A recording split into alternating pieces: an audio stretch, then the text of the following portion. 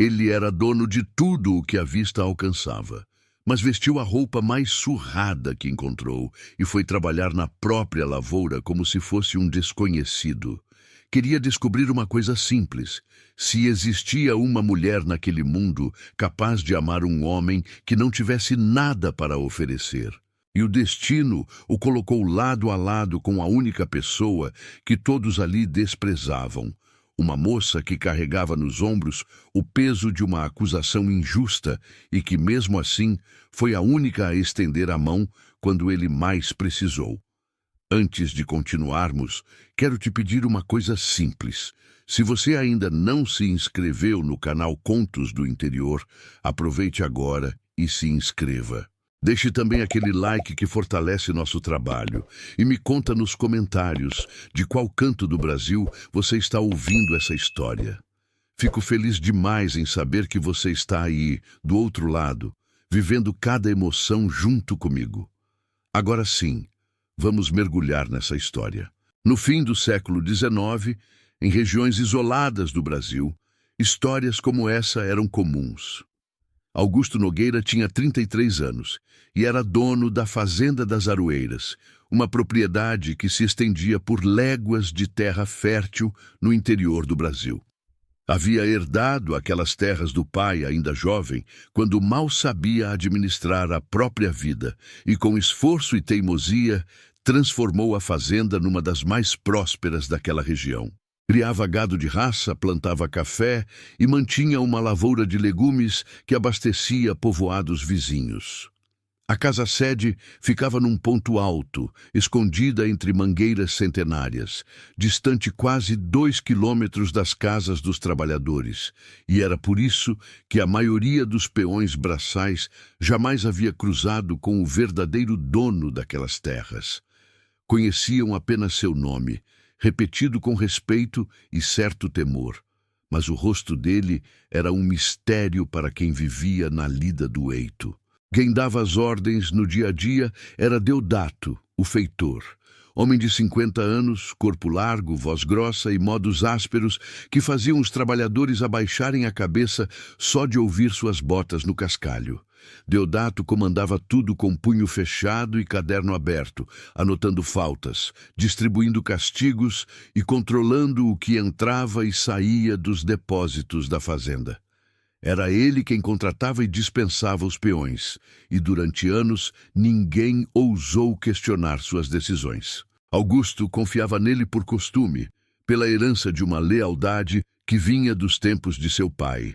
Mas nos últimos meses algo vinha incomodando o fazendeiro.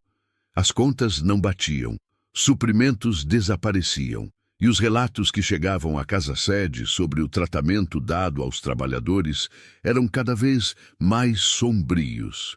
Mas não era apenas a fazenda que tirava o sono de Augusto naqueles dias. Seu irmão mais velho, Gaspar, vinha pressionando-o sem trégua para que aceitasse o casamento com Custódia, filha do fazendeiro Eleutério das Flores, dono de terras vizinhas e de uma influência política que interessava muito aos negócios da família. Gaspar era o administrador oficial da fazenda, cuidava dos papéis, dos contratos e das alianças. E para ele, aquele casamento era uma questão prática, quase matemática. 2 propriedades unidas, 2 sobrenomes fortes, uma fortuna que dobraria. Custódia era bonita, educada na capital, sabia tocar piano e falar francês. Qualquer homem da região teria aceitado aquele arranjo sem pestanejar. Mas Augusto não era qualquer homem, e carregava dentro de si uma ferida que ainda ardia. 2 anos antes, Augusto estivera noivo de uma moça chamada Amélia, filha de fazendeiros de uma comarca distante. O casamento já estava marcado, os convites já haviam sido enviados e toda a região esperava a festa que prometia ser a maior daquele ano. Até que uma noite, semanas antes da cerimônia, Augusto chegou mais cedo do que o esperado à casa dos futuros sogros. Entrou pela porta dos fundos, como fazia com intimidade de quase genro, e ouviu a voz de Amélia no corredor. Ela conversava com a irmã mais velha, e o que dizia fez Augusto sentir o chão sumir debaixo de seus pés. Amélia chamava-o de bruto sem refinamento. Dizia que suportaria o casamento apenas até conseguir transferir parte das terras para o nome dela, e que depois encontraria formas de viver a vida que realmente desejava, longe daquele homem de mãos calejadas que cheirava a terra molhada. Augusto não disse uma palavra naquela noite. Saiu da mesma forma silenciosa como havia entrado, montou seu cavalo e cavalgou até o amanhecer. No dia seguinte, rompeu o noivado publicamente, sem dar explicações detalhadas, e o escândalo correu a região inteira como fogo em mato seco. Amélia e sua família espalharam que Augusto era instável, desconfiado, incapaz de manter uma mulher. E ele deixou que falassem, porque a dor da traição era tão grande que não sobrava fôlego para se defender. Desde então, Augusto fechou o coração com a mesma firmeza com que trancava os portões de sua propriedade. Passou a acreditar que nenhuma mulher o enxergaria de verdade, que todas veriam apenas a fazenda, o gado, as sacas de café, os alqueires de terra fértil que seu nome representava. Foi nesse estado de espírito que Gaspar apareceu com a proposta de custódia. Augusto recusou uma vez, duas, três. Na quarta vez, Gaspar perdeu a paciência e disse que o irmão morreria sozinho, amargo e cercado de gado, sem ninguém para continuar o nome da família. Augusto ouviu calado, mas as palavras ficaram rodando em sua cabeça por dias. E foi aí, numa madrugada em que o sono não veio, que a ideia nasceu. Não aceitaria custódia, não aceitaria nenhum casamento arranjado, mas faria algo que ninguém esperava. Desceria até as casas dos trabalhadores, vestiria roupa de peão, usaria um nome falso e viveria entre as pessoas comuns que trabalhavam em suas próprias terras. Se existisse uma mulher capaz de gostar de um homem que não tivesse nada, ele a encontraria ali, na poeira da lavoura, longe dos salões e dos vestidos engomados. Gaspar achou que o irmão havia perdido o juízo.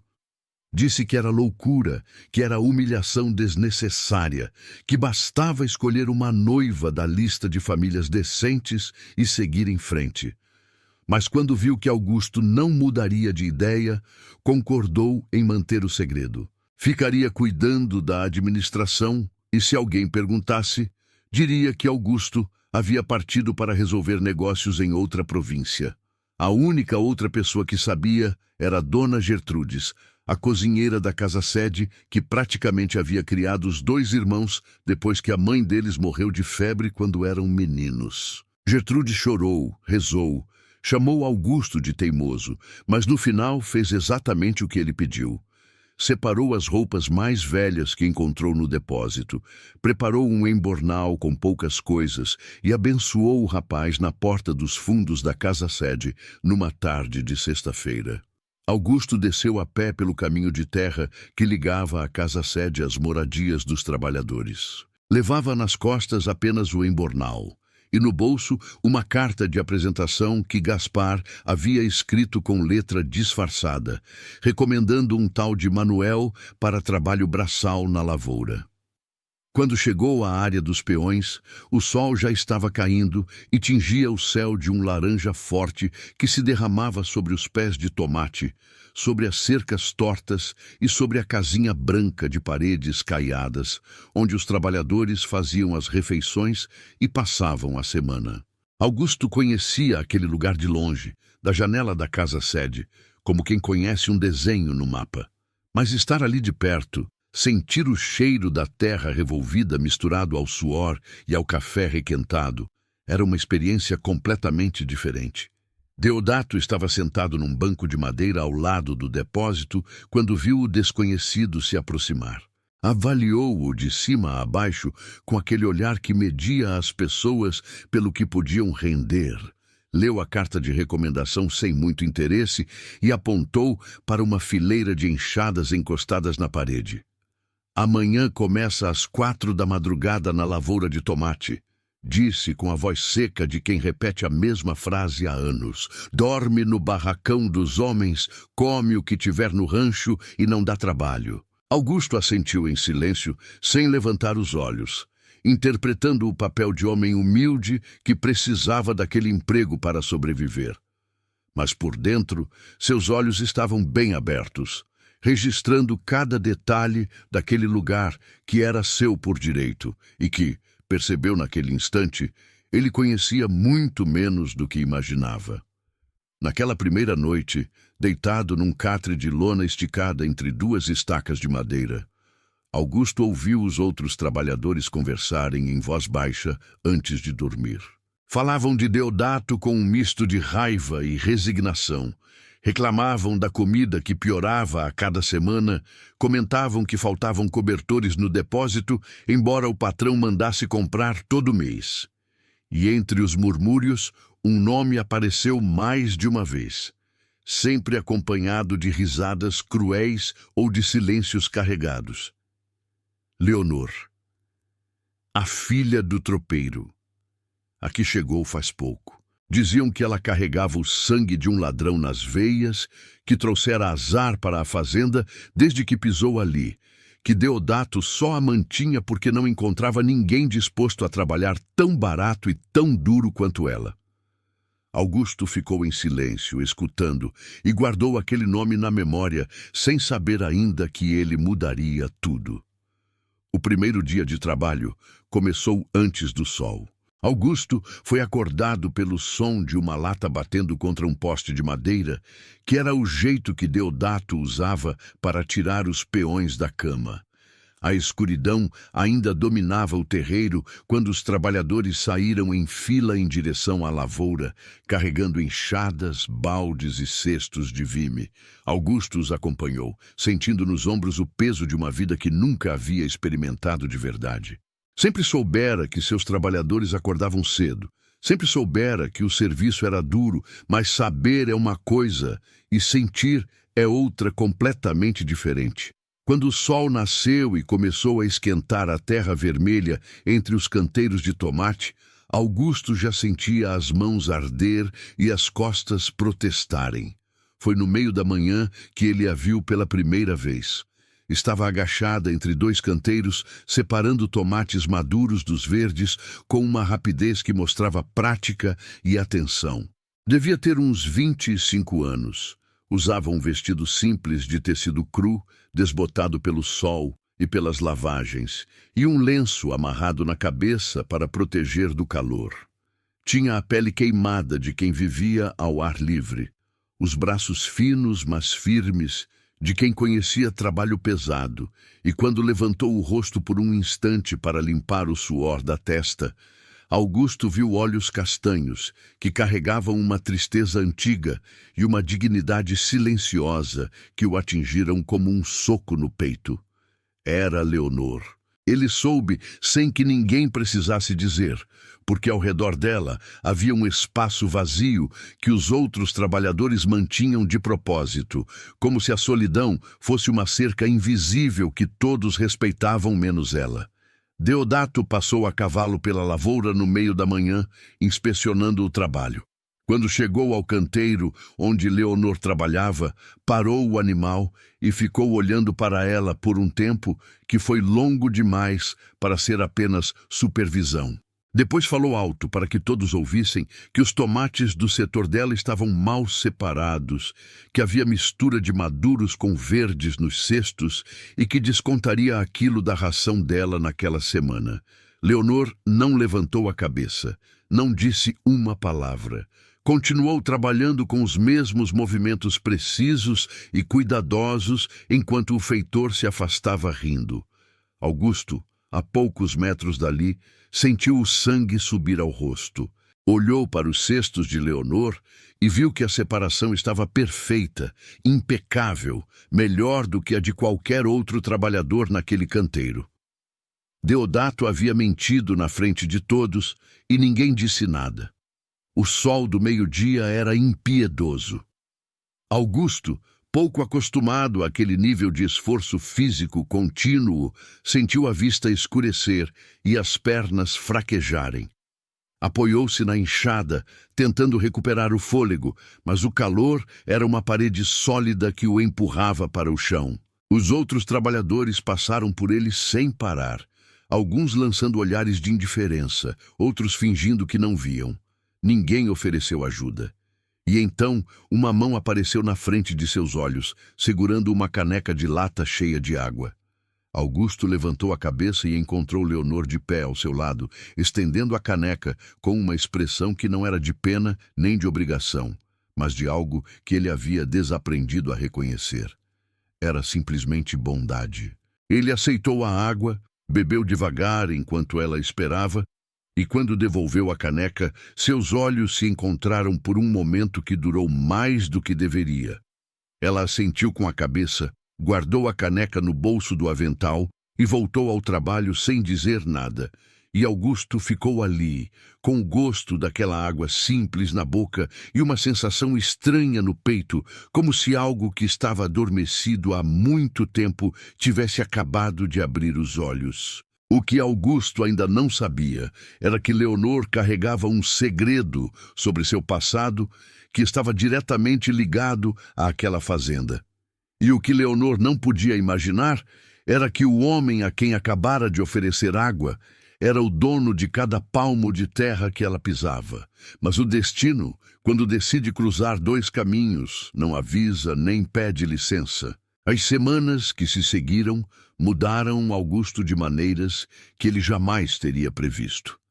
O trabalho braçal castigava seu corpo de um jeito novo e humilhante para um homem acostumado a dar ordens do alto de uma escrivaninha. Suas mãos, que antes seguravam rédeas de couro fino e canetas de pena, agora estavam cobertas de calos e cortes que ardiam cada vez que pegava na enxada. Acordava antes do sol com dores nos ombros e nas costas. Comia a mesma comida rala que os outros peões recebiam. Um caldo ralo de feijão com farinha e, às vezes, um pedaço de carne seca tão dura que mais parecia couro de sela. Dormia no catre de lona, ouvindo os roncos e as tosses dos companheiros de barracão. E cada noite se perguntava como aquelas pessoas suportavam aquilo a vida inteira sem enlouquecer. Mas o que mais incomodava Augusto não era o cansaço nem a comida. Era perceber o quanto havia sido cego para o que acontecia em suas próprias terras. Deodato administrava a fazenda como se fosse um pequeno reino particular. Augusto foi percebendo isso aos poucos, nos detalhes que só alguém vivendo entre os trabalhadores poderia notar. A carne, que deveria chegar toda semana ao rancho dos peões, aparecia apenas a cada 15 dias, e sempre em quantidade menor do que Augusto sabia que autorizava nas notas de compra. Os cobertores novos que ele mandava trazer todo inverno nunca chegavam aos catres, e os trabalhadores dormiam com mantas velhas cheias de remendos. As ferramentas eram antigas e mal conservadas, embora Augusto tivesse aprovado verbas para substituição no início daquele mesmo ano. Cada descoberta era como uma brasa acesa no peito do fazendeiro disfarçado, mas ele se obrigava a engolir a raiva e anotar tudo na memória, porque sabia que precisava de provas e não apenas de suspeitas para derrubar um homem que comandava aquele lugar há mais de uma década. Leonor continuava sendo o alvo preferido de Deodato. Não se passava um dia sem que o feitor encontrasse algum motivo para humilhá-la diante dos outros. Se chovia e os tomates encharcavam no pé, era culpa de Leonor que não cobriu os canteiros a tempo. Se o sol queimava demais e as folhas murchavam, era Leonor que havia regado de menos. Se um cesto voltava do campo com uma fruta rachada no meio de 50 perfeitas, Deodato erguia aquela fruta no ar e gritava o nome dela para que todos ouvissem. Augusto foi entendendo que aquela perseguição não era apenas crueldade gratuita. Havia algo de calculado naquilo, como se Deodato precisasse manter Leonor sempre por baixo, sempre acuada, sempre devendo algo que nunca conseguiria pagar. E os outros trabalhadores, por medo ou por costume, seguiam o exemplo do feitor. Ninguém sentava ao lado de Leonor no rancho, ninguém lhe pedia ajuda ou oferecia companhia. Era como se ela vivesse dentro de uma bolha de silêncio que todos respeitavam, menos ela mesma. A exceção era Severino, um trabalhador velho de cabelos brancos e mãos enormes, que já passava dos 70 anos e vivia na fazenda desde os tempos do pai de Augusto. Severino era calado por natureza, desses homens que falam pouco e observam muito. Mas tinha um jeito de proteger Leonor que era sutil e constante. Guardava um lugar para ela no banco do rancho, mesmo que depois se levantasse para ir embora. Deixava sua caneca de água perto dela, sem dizer nada quando o sol apertava. E nas noites em que Deodato obrigava Leonor a trabalhar além do horário como punição inventada, Severino ficava sentado no terreiro, fumando seu cachimbo, até que ela terminasse, como uma sentinela silenciosa que não precisava de palavras para dizer que estava ali. Augusto percebeu essa proteção discreta e passou a respeitar o velho antes mesmo de trocar uma palavra com ele. Foi Severino, aliás, quem, sem querer, plantou a primeira semente de curiosidade que ligaria o passado de Leonor ao destino de Augusto. Numa noite em que os dois estavam sentados no terreiro depois do jantar, enquanto os outros peões já se recolhiam, o velho comentou em voz baixa que Leonor era filha de Tobias, o tropeiro. Augusto sentiu um estalo na memória ao ouvir aquele nome, como quem reconhece uma melodia antiga sem lembrar onde a ouviu. Tobias, tropeiro. Sabia que conhecia aquele nome de algum lugar, de alguma conversa, de algum documento que passara por suas mãos. Mas a lembrança não veio completa naquela noite. Ficou rondando sua cabeça como um mosquito teimoso que não se deixa espantar. Severino não disse mais nada sobre o assunto, apenas tragou o cachimbo e olhou para o céu estrelado, e Augusto guardou aquele nome no fundo da mente como quem guarda uma chave, sem saber ainda qual porta ela abre. O que Augusto sabia, porque ouviu dos outros trabalhadores nos primeiros dias, era a versão que todos repetiam. Tobias havia sido acusado de roubar cabeças de gado de um fazendeiro poderoso da região. Foi preso, julgado sem direito à defesa decente e morreu na cadeia antes que qualquer recurso pudesse salvá-lo. A mãe de Leonor adoeceu de tristeza e morreu meses depois, deixando a filha sozinha no mundo com um sobrenome manchado que pesava como ferro nos ombros. Leonor vagou de fazenda em fazenda durante quase 2 anos, sendo dispensada sempre que alguém descobria de quem ela era filha, até que Deodato a aceitou na fazenda das Aroeiras por um pagamento tão miserável que era quase trabalho de graça. Os peões diziam que Deodato só a mantinha porque gostava de ter alguém para pisar e que Leonor aguentava porque não tinha mais para onde ir no mundo. Augusto foi se aproximando de Leonor devagar, com o cuidado de quem se aproxima de um animal ferido que aprendeu a desconfiar de qualquer mão estendida. Nos primeiros dias, ela quase não olhava para ele. Respondia suas tentativas de conversa com monossílabos e desviava o olhar como se tivesse medo de que qualquer proximidade pudesse ser usada contra ela depois. Mas Augusto não desistiu. Começou pelos gestos pequenos, os mesmos que ela havia feito por ele naquele primeiro dia. Quando a via carregando cestos pesados demais, aparecia ao lado e pegava um sem pedir licença. Quando Deodato gritava com ela na frente de todos, Augusto era o único que não ria e não abaixava a cabeça. Ficava parado, olhando firme para o feitor. E mesmo sem dizer nada, aquela presença calada era uma espécie de protesto que Leonor começou a perceber. A primeira conversa real entre os dois aconteceu na beira do riacho que corria nos fundos da propriedade, onde os trabalhadores lavavam roupa aos domingos. Leonor estava sozinha, esfregando um lençol contra as pedras lisas, quando Augusto apareceu trazendo suas próprias roupas para lavar. Sentou-se a uma distância respeitosa e começou a trabalhar em silêncio.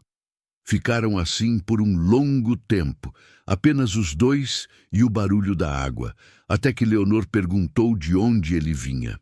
Augusto contou uma versão cuidadosa da verdade. Disse que era de outra região, que havia perdido as terras da família por causa de um negócio mal sucedido e que estava recomeçando do zero. Leonor ouviu sem interromper, e quando ele terminou, disse apenas que sabia o que era perder tudo e ter que seguir andando mesmo assim. Não houve pena na voz dela, nem curiosidade excessiva. Havia um reconhecimento simples entre duas pessoas, que conheciam a dor de perto e não precisavam explicar demais para se entender. A partir daquele domingo, os encontros no riacho se tornaram um hábito silencioso. Toda semana, sem combinar, os dois apareciam ali no mesmo horário e lavavam roupa lado a lado, conversando devagar sobre coisas pequenas que aos poucos foram revelando coisas grandes. Leonor contou sobre o pai, sobre como ele era o melhor tropeiro daquela região, um homem honrado que conhecia cada trilha e cada atalho do sertão e que tratava os animais com mais carinho do que muitos homens tratavam suas famílias. Contou que o pai nunca havia roubado nada na vida, que a acusação era mentira do começo ao fim e que ela sabia disso com a certeza de quem conhece o caráter de alguém não pelo que dizem, mas pelo que viu com os próprios olhos durante anos. Sua voz não tremia de raiva quando falava nisso. Tremia de uma tristeza tão antiga e tão funda que parecia ter criado raízes dentro dela. Augusto ouvia cada palavra com atenção dobrada. E quanto mais ouvia, mais aquele nome, Tobias, o tropeiro, cutucava sua memória como uma farpa enterrada na pele. Uma noite, depois de mais um dia exaustivo na lavoura, Augusto ficou acordado no catre, enquanto todos dormiam, vasculhando a própria lembrança. E então veio. Não como um raio, mas como uma maré lenta que finalmente alcança a areia. Tobias. Havia um documento no escritório de Gaspar. Um contrato antigo de transporte de gado assinado por um fazendeiro chamado Eleutério das Flores. O mesmo Eleutério que agora queria casar a filha Custódia com Augusto. O mesmo Eleutério cuja fazenda fazia fronteira com as Aroeiras. Augusto não conseguia lembrar os detalhes daquele contrato, mas sabia que o nome Tobias estava ali e sabia que Deodato também tinha ligação com Eleutério, porque era dele que o feitor vinha antes de trabalhar para o pai de Augusto. A coincidência era grande demais para ser apenas coincidência, mas Augusto ainda não tinha as peças todas, apenas os cantos de um quebra-cabeça que o inquietava cada vez mais. Enquanto o fazendeiro disfarçado juntava pistas sem perceber que montava algo maior do que imaginava, o sentimento entre ele e Leonor ia crescendo daquele jeito manso e inevitável das coisas verdadeiras. Não havia declarações nem gestos grandiosos. Havia a mão dela ajeitando a gola da camisa dele quando virava para o avesso durante a lavagem no riacho. Havia o jeito dele de sempre guardar a fruta mais bonita do cesto para deixar na borda do canteiro onde ela trabalhava. Havia os olhares que duravam um segundo a mais do que o necessário e que diziam coisas que nenhum dos dois tinha coragem de colocar em palavras. Havia, acima de tudo, a descoberta lenta e preciosa de que existia no mundo alguém que os entendia sem precisar de explicação. Alguém que enxergava além da roupa surrada e do nome manchado e encontrava ali embaixo algo que valia a pena. Uma tarde, Augusto viu Leonor sair da lavoura mais cedo e seguir em direção ao pasto onde os cavalos ficavam soltos. Seguiu-a à distância e encontrou-a ajoelhada ao lado de uma égua velha que os outros trabalhadores haviam abandonado num canto do cercado porque estava doente e mancava de uma pata traseira. Leonor limpava o casco do animal com um pano úmido, falando baixinho com a égua, como se conversasse com uma amiga. Havia preparado uma mistura de ervas que aplicava na ferida com cuidado e paciência, e o animal, que se esquivava de qualquer outra pessoa, ficava quieto sob suas mãos, como se soubesse que ali estava seguro. Augusto ficou parado atrás de uma árvore, assistindo àquela cena, e sentiu algo se partir dentro do peito. Não de tristeza, mas de admiração. Aquela mulher que não tinha nada no mundo gastava o pouco tempo livre que possuía cuidando de um animal que ninguém mais queria. Não fazia aquilo para ser vista, não fazia por recompensa, fazia porque era assim que ela era. E naquele momento, Augusto soube com uma clareza que o assustou, que não estava mais apenas curioso ou interessado. Estava começando a amar Leonor de um jeito que não sentia desde antes de Amélia destruir sua capacidade de confiar. Mas aquele sentimento nascente trazia consigo um peso terrível. Augusto sabia que estava mentindo para Leonor todos os dias. Cada vez que ela o chamava de Manuel, cada vez que ele deixava que ela acreditasse que era apenas mais um peão sem rumo, estava construindo aquele vínculo sobre uma base falsa. E a pergunta que não o deixava dormir era sempre a mesma. Quando descobrisse a verdade, Leonor o perdoaria? Ou veria nele apenas mais um homem poderoso brincando com a vida dos outros, mais uma pessoa que a enganou, mais uma traição para somar as que já carregava?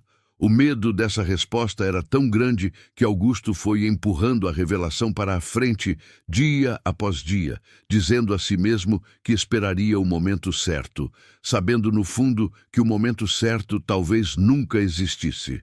Numa terça-feira quente em que o ar parecia pegar fogo, Deodato convocou todos os trabalhadores para o terreiro depois do jantar. Tinha o rosto vermelho e os olhos pequenos brilhando daquela maneira que os peões já conheciam e temiam. Anunciou que haviam desaparecido 4 cabeças de gado do pasto norte, que alguém estava roubando da fazenda e que ele descobriria quem era, nem que tivesse que revistar cada canto daquela propriedade. Seus olhos percorreram os rostos dos trabalhadores um por um até pararem em Leonor, que estava de pé no fundo do grupo, sozinha como sempre. Deodato não a acusou diretamente naquela noite, mas o olhar que lançou para ela disse tudo o que precisava ser dito sem palavras. Os outros entenderam o recado. No dia seguinte, o isolamento de Leonor piorou. Ninguém falava com ela, ninguém chegava perto, e alguns murmuravam alto o suficiente para que ela ouvisse que filha de ladrão não cai longe da árvore. Augusto observava tudo com uma fúria gelada que crescia a cada hora. Sabia que Leonor não havia roubado nada. Sabia, pela lógica das contas que não batiam e dos suprimentos que sumiam, que o verdadeiro ladrão era Deodato. Mas provar isso exigia mais do que intuição. Precisava de números, de registros, de algo concreto que pudesse colocar na mesa quando chegasse a hora. E essa hora, Augusto sentia nos ossos, estava se aproximando mais rápido do que ele havia planejado. Porque naquela mesma noite, depois que todos se recolheram, Augusto viu pela fresta do barracão algo que fez seu sangue gelar. Deodato saiu do depósito carregando um saco pesado nas costas. Olhou para os lados com cautela e caminhou em direção à cerca dos fundos, onde um homem a cavalo o esperava na escuridão. Houve uma troca rápida, o saco por algo que Deodato enfiou no bolso, e o cavaleiro desapareceu na noite. Augusto gravou cada detalhe daquilo na memória e voltou ao catre com o coração martelando. Agora tinha visto com os próprios olhos. Mas o que Deodato fez em seguida tornaria tudo muito mais urgente e muito mais perigoso.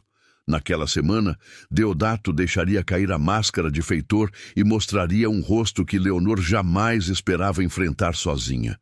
E Augusto teria que escolher entre manter seu disfarce ou revelar quem realmente era para proteger a mulher que, sem saber, havia devolvido a ele a vontade de viver. 3 dias se passaram depois que Augusto viu Deodato entregar o saco ao cavaleiro misterioso na escuridão. 3 dias em que o fazendeiro disfarçado trabalhou na lavoura com os sentidos em alerta máximo, observando cada movimento do feitor, cada ida ao depósito, cada conversa sussurrada que Deodato tinha com os capatazes de confiança. E quanto mais observava, mais entendia que o esquema de roubo não era coisa recente nem pequena. Deodato desviava carne, ferramentas, cobertores, sacos de café e até cabeças de gado havia meses, talvez anos, vendendo tudo por fora e embolsando o lucro enquanto os trabalhadores passavam fome e frio com o que sobrava. O homem havia montado um comércio inteiro nas costas de Augusto, usando a distância entre a casa-sede e as moradias dos peões como escudo, sabendo que o patrão raramente descia para ver de perto o que acontecia na base de sua própria propriedade. Mas Deodato era esperto. Não roubava de uma vez só, não deixava rastros óbvios e sempre que alguma falta aparecia nas contas, tinha alguém para culpar. Nos últimos tempos, esse alguém era Leonor. Augusto percebeu que a perseguição contra ela não era apenas crueldade de temperamento. Era estratégia. Deodato precisava de um bode expiatório permanente, alguém que todos já desconfiassem por causa da história do pai, alguém sem amigos e sem voz para se defender. Leonor era perfeita para esse papel, e o feitor a usava com a frieza de quem move peças num tabuleiro. Cada humilhação pública, cada acusação inventada, cada castigo aplicado, servia para reforçar na cabeça dos outros trabalhadores a ideia de que se algo sumia na fazenda, a culpada só podia ser a filha do tropeiro ladrão. E o pior era que funcionava. Naquela quarta-feira, Augusto estava capinando um canteiro quando viu Severino se aproximar, com passos lentos e o cachimbo apagado entre os dentes, sinal de que queria conversar e não apenas fumar. O velho se agachou ao lado dele, fingindo examinar as raízes de um pé de tomate, e falou sem olhar para Augusto, mantendo a voz num fio que mal se ouvia acima do vento. Disse que Leonor estava em perigo verdadeiro. Que Deodato não estava mais apenas humilhando-a para manter as aparências, que o feitor tinha outros interesses nela, interesses que não tinham nada a ver com o trabalho e que ficavam mais evidentes a cada semana. Severino tinha olhos velhos, mas eram olhos que enxergavam longe, e o que eles viam nas últimas noites era Deodato rondando o barracão das mulheres depois que todos dormiam, testando portas, espiando frestas, esperando o momento em que Leonor estivesse vulnerável o bastante para não ter forças de resistir. Augusto sentiu um frio descer pela espinha que não tinha nada a ver com o tempo. Agradeceu Severino com um aceno discreto e passou o resto daquele dia com a mandíbula travada de raiva e a mente trabalhando em velocidade dobrada. A situação havia mudado. Já não era apenas uma questão de reunir provas contra um feitor corrupto. Era uma questão de proteger Leonor de algo muito pior, e o tempo estava se esgotando. Augusto pensou em revelar tudo naquela mesma hora, arrancar a camisa de peão, gritar seu nome verdadeiro e expulsar Deodato a pontapés da propriedade. Mas sabia que uma revelação precipitada podia fazer o feitor fugir antes de ser responsabilizado. E pior, podia destruir para sempre a confiança que Leonor estava começando a depositar nele. Ela confiava em Manuel, o peão que lavava roupa ao seu lado no riacho. Se descobrisse que Manuel era Augusto, o fazendeiro que a mantinha em condições miseráveis enquanto Deodato a destruía, talvez nunca mais olhasse para ele da mesma forma. Naquela noite, Augusto não dormiu no barracão dos homens. Arrastou seu catre para fora, encostou-se na parede externa de madeira e ficou de olho no terreiro, vigiando qualquer movimento em direção ao barracão das mulheres. A noite passou lenta e silenciosa, com apenas os grilos e o latido distante de um cachorro quebrando a escuridão. Deodato não apareceu, mas no dia seguinte E no seguinte também, Augusto repetiu a vigília, dormindo em pedaços curtos, sempre com um ouvido aberto e os olhos voltados para as sombras. O cansaço foi se acumulando sobre o cansaço que já existia. E na lavoura, seus movimentos ficaram mais lentos, mais pesados, o corpo cobrando o preço daquelas noites sem descanso. Leonor percebeu. Era observadora por instinto de sobrevivência. E os olhos fundos e as mãos trêmulas de Augusto não escaparam à sua atenção. No domingo seguinte, no riacho, enquanto batiam roupa lado a lado, ela parou de esfregar e olhou para ele com uma franqueza que o pegou desprevenido. Disse que ele parecia doente, que estava mais magro e mais pálido a cada dia e que, se estivesse passando por algum problema, podia contar com ela, mesmo que ela não pudesse fazer muita coisa. A voz de Leonor era baixa e firme, sem melodrama, sem insistência, apenas a oferta sincera de alguém que conhecia o peso de carregar problemas sozinho e não desejava isso para ninguém. Augusto sentiu um nó na garganta tão apertado que por um instante não conseguiu responder. Olhou para aquela mulher que o mundo inteiro tratava como lixo e que ainda assim encontrava dentro de si a generosidade de se preocupar com outro, e soube que não merecia aquela bondade. Não enquanto estivesse mentindo para ela.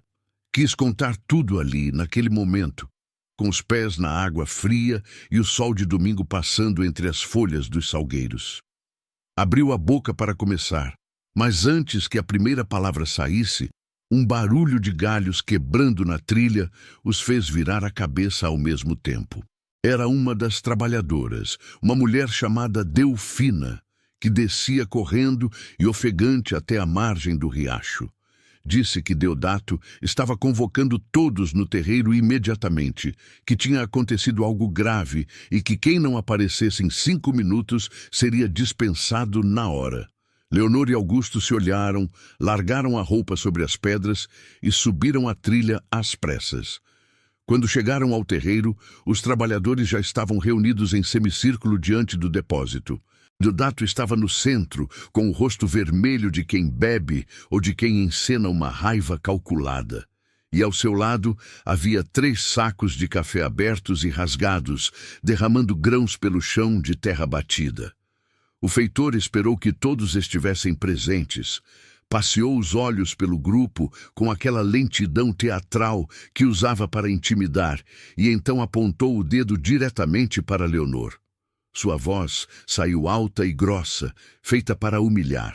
Disse que havia encontrado os sacos escondidos atrás do barracão das mulheres, que alguém estava desviando o café da fazenda para vender na vila e que as provas apontavam para uma pessoa.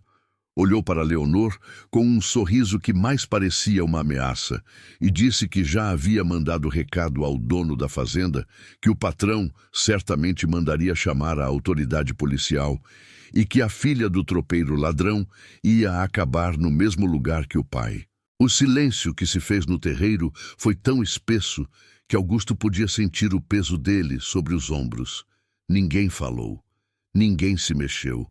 Os trabalhadores olhavam para o chão, para os lados, para qualquer lugar que não fosse o rosto de Leonor, porque olhar para ela significava tomar partido, e tomar partido contra Deodato significava perder o emprego, o teto e a comida. Leonor estava parada no meio daquele silêncio covarde, com as mãos molhadas de riacho penduradas ao lado do corpo e os olhos arregalados de uma incredulidade que aos poucos ia se transformando em algo pior. Não era medo. Era o reconhecimento amargo de quem já passou por aquilo antes e sabe que a verdade não importa quando todo mundo já decidiu quem é o culpado. Augusto deu um passo à frente. Seu corpo se moveu antes que sua razão pudesse impedir, empurrado por uma indignação que já não cabia dentro dele. Falou alto e firme, sem a voz humilde de Manuel, e disse que Leonor não tinha roubado nada. Disse que estava no barracão das mulheres vigiando nas últimas noites e que em nenhum momento viu Leonor sair ou esconder qualquer coisa. E disse, olhando Deodato nos olhos, que talvez o feitor devesse explicar por que saía do depósito no meio da madrugada, carregando sacos pesados para entregar a um cavaleiro que esperava na cerca dos fundos. O terreiro inteiro prendeu a respiração. Deodato ficou branco por um instante, apenas um instante, antes de recuperar a compostura e transformar o rosto numa máscara de fúria.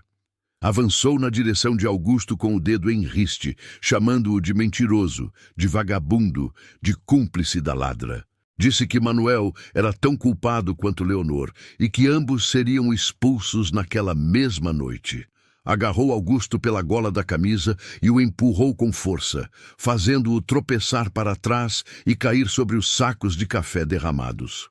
Leonor gritou e tentou se colocar entre os dois, mas Deodato a segurou pelo braço com uma violência que a fez soltar um gemido de dor. Puxou-a para perto, tão perto que ela sentiu o cheiro de aguardente velha em seu hálito e rosnou que se ela não ficasse quieta, o que viria depois seria muito pior do que uma simples acusação de roubo. Augusto se levantou do chão com uma calma que contrastava com o sangue que escorria de um corte no supercílio onde havia batido na quina de um caixote. Limpou o rosto com as costas da mão e olhou para Deodato com olhos que já não eram os de Manuel, o peão sem rumo. Eram os olhos de um homem que tinha tomado uma decisão e que não voltaria atrás. Olhou para Leonor, que o encarava com desespero e confusão, e depois olhou para os trabalhadores reunidos, aquelas pessoas que viviam em suas terras, comiam do que ele produzia e dormiam sob seu teto sem nunca terem visto seu rosto verdadeiro. Respirou fundo e soube que o momento havia chegado. Não como ele havia planejado, não no cenário que teria escolhido, mas a vida raramente respeita os planos de quem a vive. Soltou o primeiro botão da camisa surrada e puxou de dentro dela um cordão de couro que mantinha escondido desde o dia em que chegara à fazenda.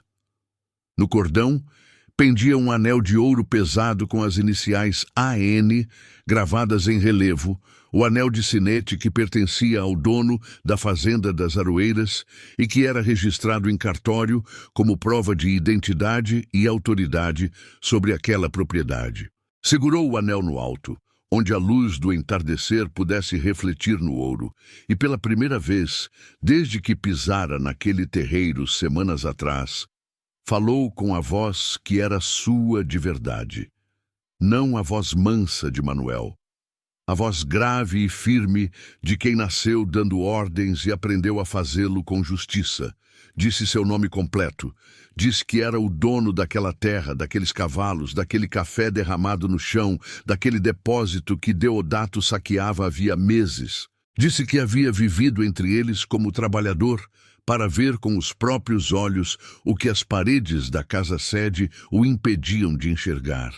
E disse, virando-se para Deodato com uma raiva contida que fazia sua voz tremer, que o feitor estava destituído de sua função naquele instante e que responderia por cada saco de café desviado, por cada cabeça de gado vendida às escondidas, por cada cobertor roubado dos trabalhadores, por cada humilhação infligida a quem não tinha como se defender. Deodato cambaleou para trás como se tivesse levado um tiro. A cor fugiu de seu rosto e voltou em manchas vermelhas irregulares que denunciavam o pânico de quem vê seu castelo de mentiras desabar de uma vez só. Tentou falar, gaguejou algo sobre não saber, sobre confusão, sobre engano, mas as palavras saíam tropeçando umas nas outras como bêbados numa calçada estreita. Os trabalhadores ao redor se agitaram, murmúrios correndo entre eles como ondas, rostos se voltando para Augusto com uma mistura de choque, incredulidade e, aos poucos, reconhecimento.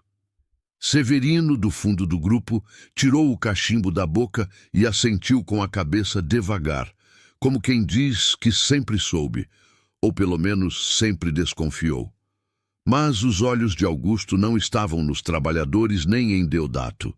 Estavam em Leonor. E o que viu ali o atingiu mais fundo do que qualquer soco ou queda poderia atingir.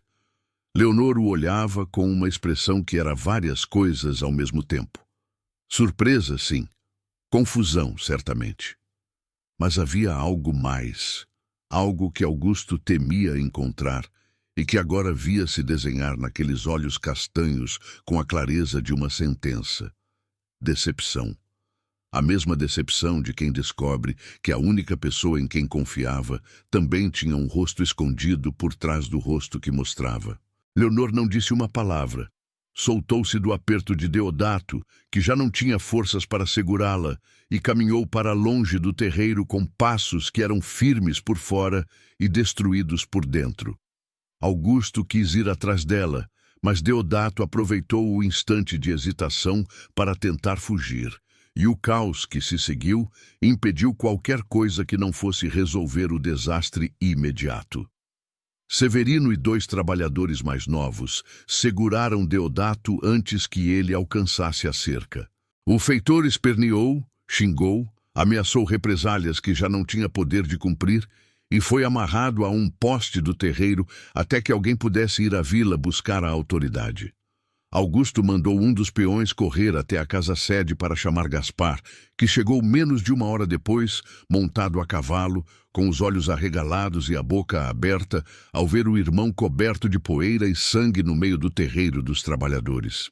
Augusto explicou tudo em poucas frases duras, e Gaspar, que era homem prático antes de qualquer coisa, assumiu o controle da situação. Mandou inventariar o depósito, separar os registros de Deodato, convocar testemunhas entre os peões e preparar uma denúncia formal que seria levada à cidade na manhã seguinte.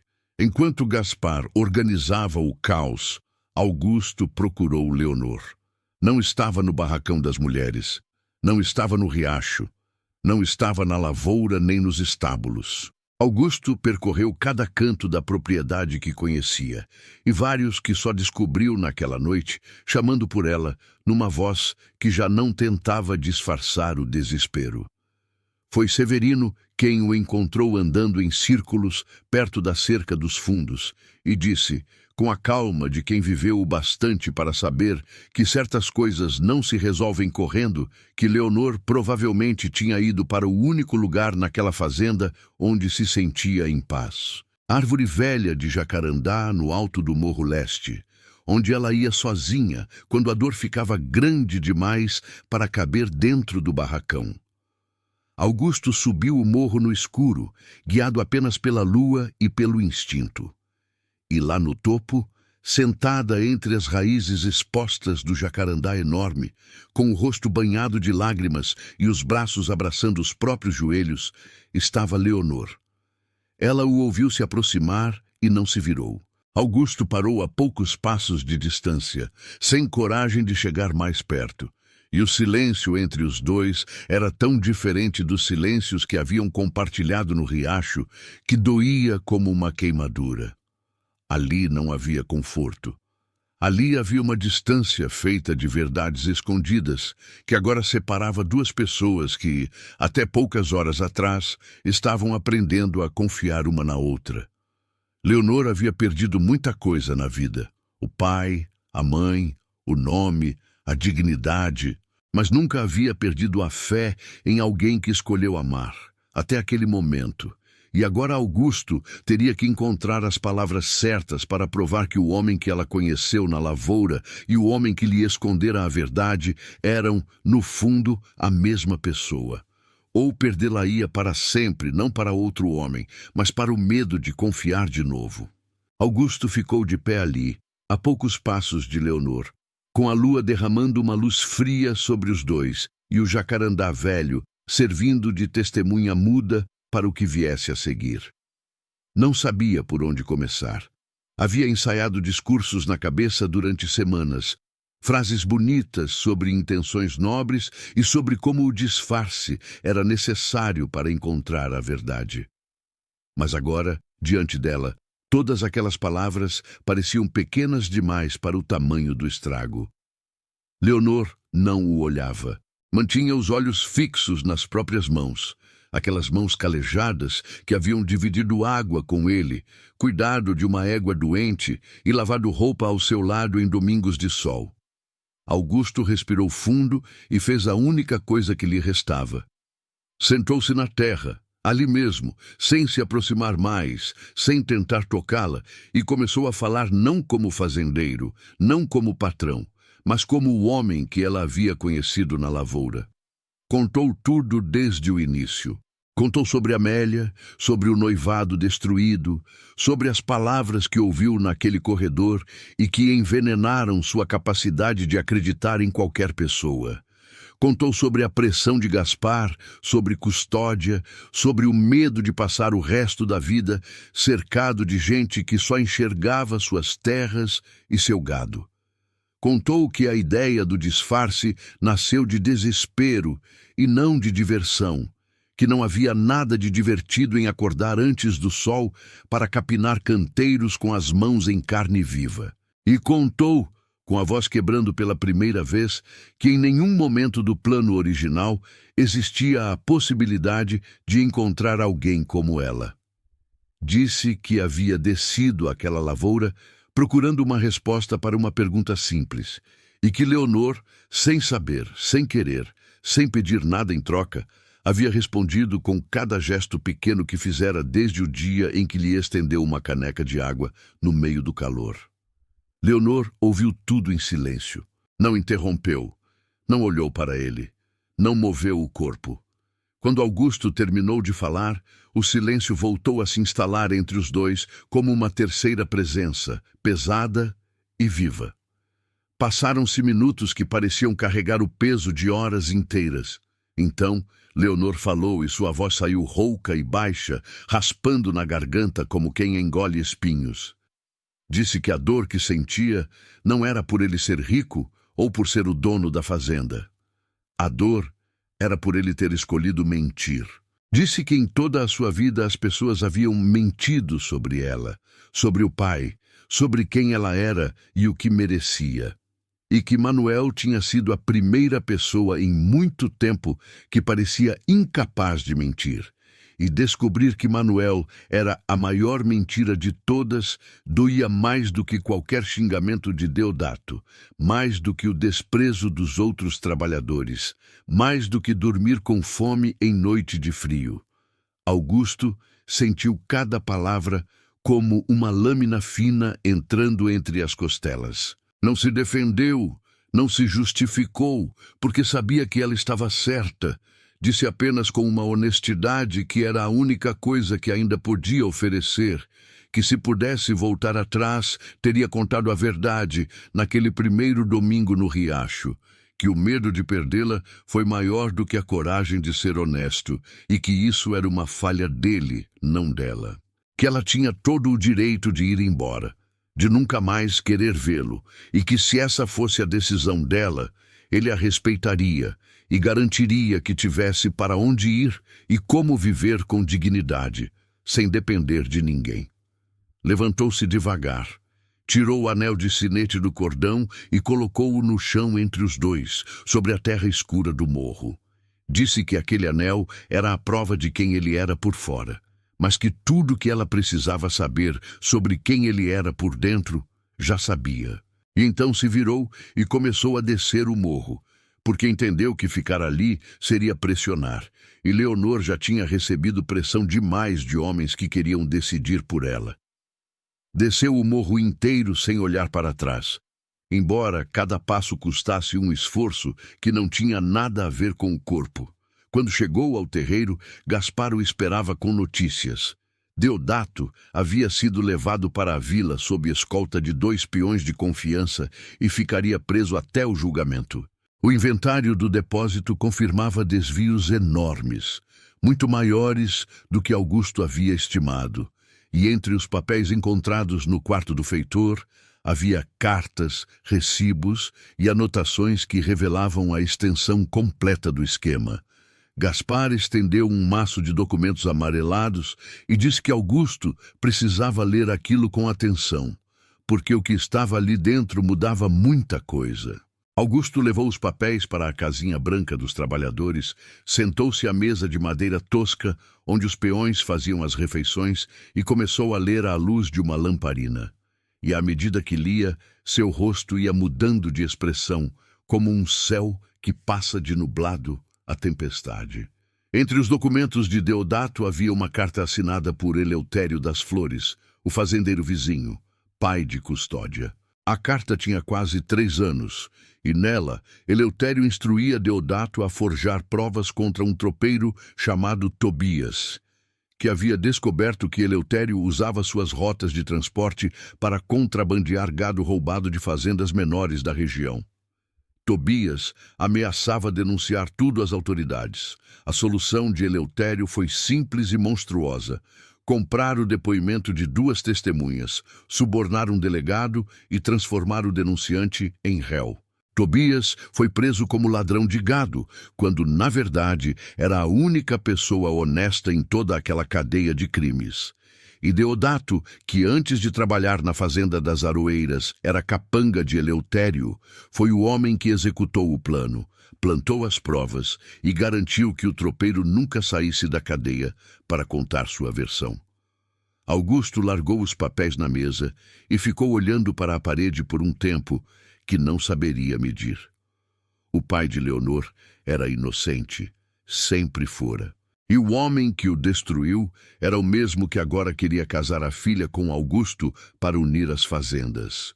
A mesma mão que assinou a condenação de Tobias estendia agora um contrato de casamento disfarçado de aliança comercial.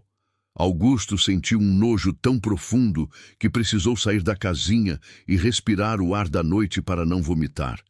E junto com o nojo veio uma determinação clara como água de nascente. Limparia o nome de Tobias.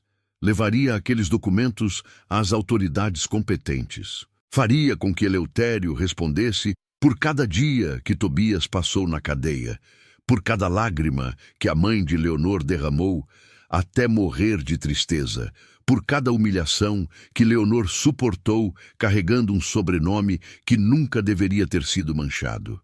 A noite avançou e Augusto não conseguiu dormir. Ficou sentado no terreiro, relendo os documentos, anotando nomes e datas, preparando na cabeça o que precisaria fazer nos dias seguintes. Quando o céu começou a clarear nas bordas do horizonte, pintando as nuvens de um rosa pálido que anunciava o amanhecer, ouviu passos na terra atrás de si. Virou-se e encontrou Leonor de pé a poucos metros, com o vestido amassado de quem também não dormiu, os olhos inchados e vermelhos, e na mão direita, pendurado pelo cordão de couro, o anel de sinete que ele havia deixado no morro. Ela não disse nada por um momento longo. Apenas ficou ali, olhando para ele com aqueles olhos castanhos que carregavam cansaço, dor e algo mais que Augusto não se atrevia a nomear, por medo de estar enxergando o que queria ver e não o que realmente existia. Leonor se sentou ao lado dele no banco de madeira. Colocou o anel entre os dois, da mesma forma que ele havia feito no morro, e falou olhando para frente, para o horizonte que ia nascendo. Disse que havia passado a noite inteira pensando, repassando cada momento desde o dia em que Manuel apareceu na fazenda. Cada conversa no riacho, cada gesto na lavoura, cada olhar que durou 1 segundo a mais. E disse que por mais que tentasse, não conseguia encontrar mentira naqueles momentos. O homem que dividiu água com ela, que carregou seus cestos, que enfrentou Deodato no terreiro, que ficou acordado noites seguidas vigiando o barracão das mulheres sem que ela soubesse, aquele homem era real. O nome era falso, as roupas eram disfarce, mas as mãos que ajudaram e os olhos que enxergaram quando ninguém mais enxergava, esses eram verdadeiros. E era nisso que ela escolhia acreditar, porque se deixasse o medo de ser enganada, destruir a única coisa boa que a vida havia colocado em seu caminho, então os Deodatos e os Eleutérios do mundo teriam vencido de vez. Augusto ouviu cada palavra sem respirar. Quando Leonor terminou, ele estendeu a mão devagar, com a palma virada para cima, aberta, sem impor nada, apenas oferecendo. Leonor olhou para aquela mão por um instante que continha dentro de si toda a história dos dois. A caneca de água, as roupas lavadas no riacho, o silêncio compartilhado, a dor revelada, a mentira descoberta, o perdão que custava mais do que qualquer dívida de fazenda. E então colocou sua mão sobre a dele. Não foi um gesto grandioso, foi um gesto pequeno e imenso ao mesmo tempo, como todas as coisas verdadeiras costumam ser. Ficaram ali sentados lado a lado, mão sobre mão, assistindo o sol nascer sobre uma terra que pertencia a ele por direito de herança, mas que naquela manhã parecia pertencer aos dois por direito de escolha. Nas semanas seguintes, Augusto cumpriu cada promessa que fez a si mesmo naquela noite. Levou os documentos de Deodato até a capital da província, acompanhado de Gaspar e de um advogado de confiança que a família mantinha para assuntos sérios. O caso de Tobias foi reaberto. As testemunhas falsas, confrontadas com as cartas de Eleutério, confessaram o suborno. O delegado que havia conduzido à prisão foi afastado e investigado. E Eleutério das Flores, o fazendeiro poderoso que destruiu um homem inocente para proteger seus crimes, foi preso na própria fazenda numa manhã de terça-feira, diante da filha Custódia, que assistiu de longe com o rosto branco e os lábios apertados, sem entender como o mundo que seu pai havia construído podia ruir tão depressa. O nome de Tobias foi limpo oficialmente por uma decisão judicial que reconheceu a fraude das provas e a inocência do tropeiro. Augusto mandou publicar a sentença nos jornais da região e afixá-la na porta da igreja da vila mais próxima, para que todos que haviam repetido a calúnia pudessem ler a verdade com os próprios olhos. Quando Leonor viu o documento com o nome do pai, seguido da palavra inocente, suas pernas fraquejaram e Augusto a segurou antes que caísse. Ela chorou, encostada em seu peito por um tempo que nenhum dos dois contou, e Augusto apenas ficou ali, segurando-a, sem dizer nada, porque há momentos em que as palavras atrapalham mais do que ajudam, e o silêncio é a única linguagem que dá conta do tamanho da emoção. Augusto mudou a fazenda das Aroeiras de cima a baixo. Substituiu Deodato por um novo feitor indicado por Severino, um homem justo que conhecia o trabalho e respeitava os trabalhadores. Reformou os barracões, trocou os catres de lona por camas de verdade, melhorou a comida do rancho e estabeleceu regras claras sobre jornada e descanso. Aumentou os pagamentos e criou um sistema em que parte da colheita era dividida entre os peões como bonificação. Os trabalhadores que haviam tratado Leonor com desprezo agora baixavam os olhos quando cruzavam com ela, não por medo, mas pela vergonha silenciosa de quem sabe que foi covarde quando precisava ter sido decente. Leonor não cobrou nada de nenhum deles. Não jogou na cara, não exigiu desculpas, não mudou seu jeito. Continuou sendo quem sempre fora, e talvez isso tenha sido o castigo mais duro para aqueles que a haviam desprezado, perceber que a mulher que trataram como inferior era, na verdade, a melhor pessoa daquele lugar. O pedido de casamento não veio num jardim de rosas, nem num salão iluminado por candelabros. Veio no riacho, num domingo de sol, com os dois sentados nas mesmas pedras onde haviam lavado roupa juntos semanas atrás. Augusto não se ajoelhou, não fez discursos longos, não preparou surpresas. Olhou para Leonor e disse que queria passar o resto da vida ao lado dela, não porque precisasse de uma esposa para continuar um sobrenome, mas porque havia encontrado nela a pessoa com quem queria dividir os domingos e as segundas-feiras, os dias bons e os ruins, o café da manhã e o silêncio da noite. Diz que não oferecia perfeição, porque já havia provado que era capaz de errar feio, mas oferecia honestidade dali em diante, sem disfarces, sem nomes falsos, sem nada entre eles que não fosse verdade. Leonor olhou para a água correndo entre as pedras e sorriu, e aquele sorriso era tão diferente dos sorrisos pequenos e tristes que Augusto vira nos primeiros dias que parecia pertencer a outra pessoa. Era um sorriso aberto, inteiro, de quem finalmente se permite sentir alegria sem medo de que ela seja arrancada no minuto seguinte. Disse que aceitava, não pelo anel de sinete, nem pela fazenda, nem pela casa-sede que nunca havia visitado, mas pelo homem que carregou seus cestos morro acima e ficou acordado noites seguidas para garantir que ela estivesse segura, mesmo quando ela não sabia e não pediu. Disse que aceitava Manuel e Augusto, porque havia aprendido que os dois eram o mesmo homem, apenas visto de ângulos diferentes. Casaram-se numa cerimônia simples na capela da vila, com Gaspar como padrinho, Dona Gertrudes chorando na primeira fila, e Severino fumando seu cachimbo do lado de fora, porque dizia que a igreja o fazia espirrar. Os trabalhadores da fazenda vieram todos, não por obrigação, mas porque queriam estar ali, e a fileira de homens e mulheres de roupa limpa e rosto lavado, que se estendia pela porta da capela, era a prova de que algo havia mudado naquela terra, de um jeito que ia muito além de um casamento.